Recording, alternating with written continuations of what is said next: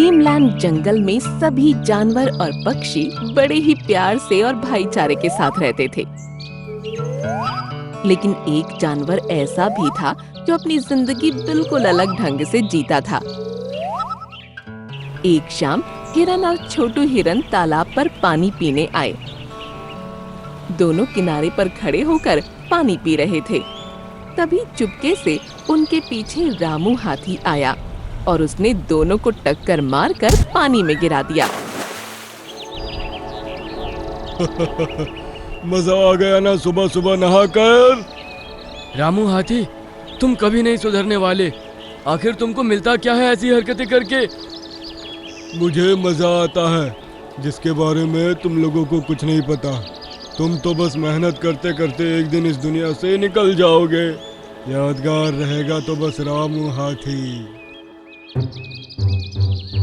तभी सामने से मोटू गैंडा भागता हुआ आता दिखाई दिया।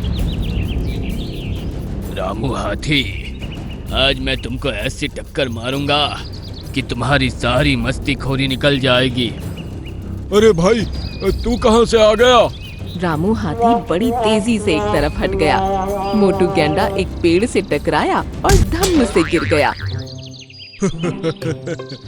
बड़े आए थे रामू हाथी को सबक सिखाने।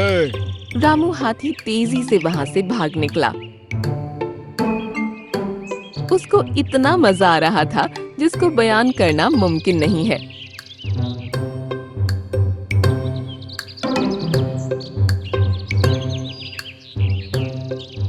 एक जगह जाकर अचानक से उसके कदम रुक गए। अरे, ये एक ऐसा पेड़ है, इसके अंदर तो सभी अलग अलग रंग के पत्ते हैं। उस पर अलग अलग रंगों के पत्ते थे जिनसे कोई लिक्विड टपक रहा था। ओह, मतलब जिस रंग का पत्ता है उससे उसी रंग का लिक्विड टपक रहा है। क्या बात है? वो उस पेड़ के नीचे खड़ा हो गया और उसके शरीर पर रंगों की बारिश होने लगी। अरे, इस पेड़ से कितनी ठंडी बूंदें टपक रही है यार, मुझे तो सर्दी लगने लगी। वो उस पेड़ के नीचे से हटा और वापस अपने जंगल की तरफ निकल गया। उसको पता भी नहीं था कि उसके शरीर पर जगह जगह रंग लग चुका है, जिससे वो अजीब दिखने लगा था। जंगल पहुंचने पर उसने पाया कि हिरन, छोटू हिरन और गैंडा कई जानवरों के साथ बैठे मीटिंग कर रहे हैं। इस रामू हाथी का हमें कुछ करना ही पड़ेगा। उसने सभी जानवरों को परेशान कर रखा है। अरे बाप रे, ये तो मेरे बारे में ही बातें कर रहे हैं। चलो मजा लिया जाए। वो उनके करीब गया और बोला, हाँ, तुम लोग सही कह रहे हो। कुछ ना कुछ तो करना ही पड़ेगा, लेकिन तुम लोग कर भी क्या सकते हो बताओ? ये सुनकर सभी जानवर हैरानी से उसके शरीर को ऊपर से नीचे तक देखने लगे। अरे, तुम कौन हो भाई? हमने तो तुम्हारे जैसा जानवर पहले कहीं नहीं देखा। ये सुनकर रामू हाथी ने मन में सोचा, ऐसा क्या देख लिया इन बेवकूफों ने जो इनको मैं अलग दिख रहा हूँ? उसने अब अपनी सूंड उठाकर देखा तो उसने अपने आप को अलग अलग तरह के रंगों से रंगा पाया। ओहो, तो मेरे शरीर पर अभी भी रंग लगा हुआ है, जिसकी वजह से ये लोग मुझे पहचान नहीं पा रहे हैं। अब तो मुझे इसका फायदा उठा ही लेना चाहिए। हाँ, मेरा नाम बाहुबली है। मैं अमेज़न के जंगलों से आया हूँ। मेरे जैसा जानवर पूरे संसार में कहीं नहीं है और मुझसे ज्यादा दिमाग और शक्ति भी किसी के पास नहीं है। ये सुनकर मोटू गैंडा बोला, अरे वाह, अब तो समझो हमारा जंगल सबसे ताकतवर जंगल बन गया, क्योंकि बाहुबली हमारे जंगल में रहने आया है। ये सुनकर सभी जानवर खुशी से उछल पड़े और नाचने लगे। अरे वाह, मजा आ गया। अरे वाह, मजा आ गया। उनको इस तरह खुश देखकर रामू हाथी उनकी मूर्खता पर मन ही मन हंसने लगा। मैं तुम्हारा मेहमान हूँ। अगर तुम मेरी अच्छे से सेवा करोगे तो मैं हमेशा के लिए इसी जंगल में ठहर जाऊंगा। ये सुनकर सभी जानवर खुशी से उसकी सेवा में लग गए।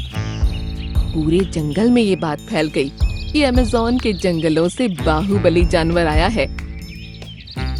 सभी रामू हाथी को देखने आते और उसके लिए अलग अलग तरह के उपहार लेकर आते। उसकी जिंदगी अब बहुत ही अच्छी चल रही थी।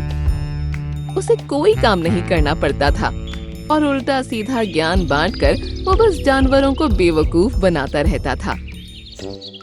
लेकिन एक दिन कुछ ऐसा हुआ जिसकी रामू हाथी ने कल्पना भी नहीं की थी। बाहुबली राजा, आपके लिए एक बहुत अच्छा संदेश है जिसे सुनकर आप उछल पड़ेंगे। बताओ, क्या संदेश है नीलू चिड़िया? हमारे जंगल में बाहुबली जानवर रह रहा है। ये बात दूर दूर तक फैल गई है। ग्रीनलैंड जंगल में जहाँ 3 शेर राज करते हैं, उनको ये बात पता चली तो वो तुमसे मिलने आ रहे हैं। क्या कहा? शेर मुझसे मिलने आ रहे हैं? सिर्फ मिलने नहीं बल्कि तुमसे लड़ाई करने आ रहे हैं। ये सुनकर रामू हाथी उछल पड़ा और बोला, लड़ाई लड़ने? क्यों लड़ने आ रहे हैं वो? अरे वो लोग अपने आप को सबसे ज्यादा शक्तिशाली मानते हैं। उन्होंने सुना कि तुम सबसे ताकतवर हो तो उनसे रहा नहीं गया, इसलिए वो तीनों शेर तुमसे लड़ने यहाँ आ रहे हैं। अब तुम उन तीनों को मारकर सभी को अपनी ताकत का नमूना दिखा देना। उसके बाद तो तुम और हमारा जंगल पूरे भारत में मशहूर हो जाएगा। ये सुनकर सभी जानवर खुश हो गए और रामू हाथी की हालत खराब हो गई। सभी जानवर जोर जोर से चिल्लाने लगे, बाहुबली, बाहुबली, बाहुबली। अरे काहे का बाहुबली? मैं तो तुम सबका रामू हाथी हूँ, रामू हाथी।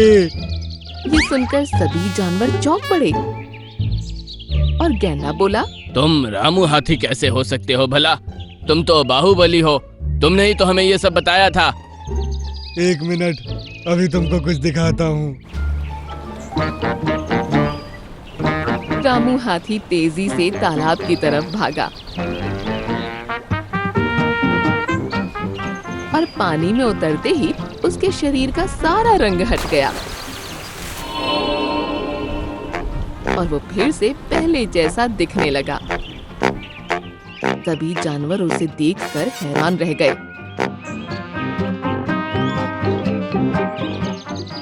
अरे रामू हाथी, ये तुम थे? इसका मतलब तुम हमें बेवकूफ बना रहे थे। हाँ, बना रहा था, लेकिन अब मुझे सबक मिल गया है। 3 शेरों का शिकार होने वाला हूँ मैं।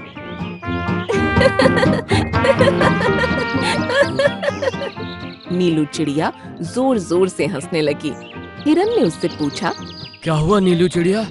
हमारे जंगल की बदनामी होने वाली है और तुम हंस रही हो। कोई बदनामी नहीं होने वाली।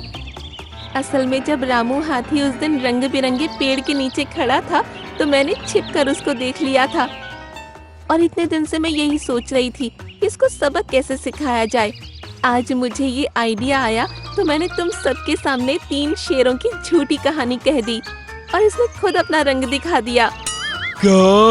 और सभी जानवर उसे देखकर जोर जोर से हंसने लगे। प्यारे बच्चों, झूठ के बल पर हम चाहे कितना भी सुख भोग लें, लेकिन एक न एक दिन हमारा झूठ हमें बड़ी मुश्किल में फंसा देता है।